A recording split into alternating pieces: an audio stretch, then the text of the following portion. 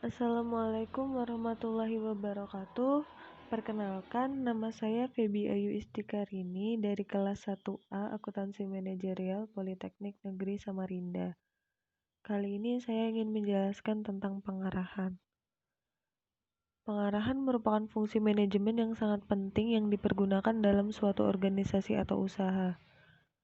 Tujuan daripada pengarahan ini yaitu menjamin kontinuitas perencanaan, membudayakan prosedur standar, menghindarkan kemangkiran yang tak berarti, membina disiplin kerja, dan membina motivasi yang terarah.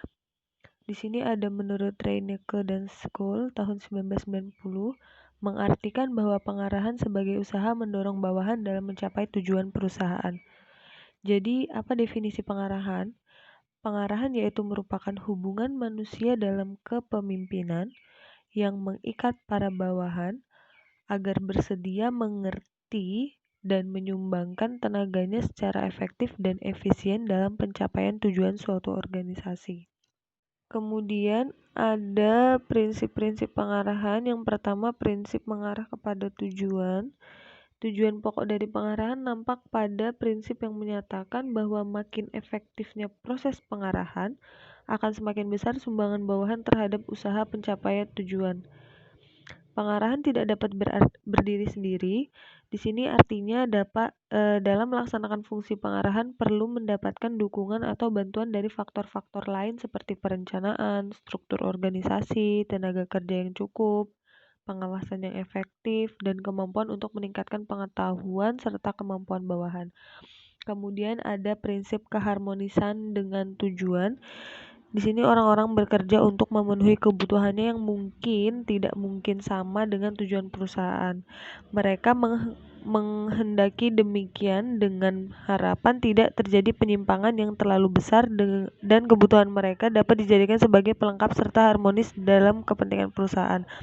Semua ini dipengaruhi oleh motivasi masing-masing individu. Motivasi yang baik akan mendorong orang-orang untuk memenuhi kebutuhannya dengan cara yang wajar. Sedangkan kebutuhan akan terpenuhi apabila mereka dapat bekerja dengan baik dan pada saat itulah mereka menyumbangkan kemampuannya untuk mencapai tujuan organisasi. Selanjutnya ada prinsip kesatuan komando. Prinsip kesatuan komando ini sangat penting untuk menyatukan arah tujuan dan tanggung jawab para bawahan. Bila mana para bawahan hanya memiliki satu jalur di dalam melaporkan segala kegiatannya dan hanya ditujukan kepada satu pimpinan saja, maka pertentangan di dalam pemberian instruksi dapat dikurangi, serta semakin besar tanggung jawab mereka untuk memperoleh hasil maksimal. Kemudian ada prinsip pembagian kerja, prinsip wewenang dan tanggung jawab, prinsip tertib dan disiplin, prinsip semangat kesatuan, prinsip keadilan dan kejujuran. Selanjutnya ada cara-cara pengarahan. Yang pertama, orientasi. Cara pengarahan dengan memberikan informasi yang baik, yang perlu supaya kegiatan yang dapat dilakukan dengan baik. Kemudian ada perintah. Perintah dari pimpinan kepada orang yang berada di bawahnya untuk melakukan atau menanggulangi suatu kegiatan tertentu. Selanjutnya ada delegasi wewenang. Dalam pendelegasian wewenang ini, pimpinan melimpahkan sebagian dari wewenang yang dimilikinya kepada bawahannya. Selanjutnya ada aspek-aspek dalam pengarahan. Yang pertama yaitu motivasi.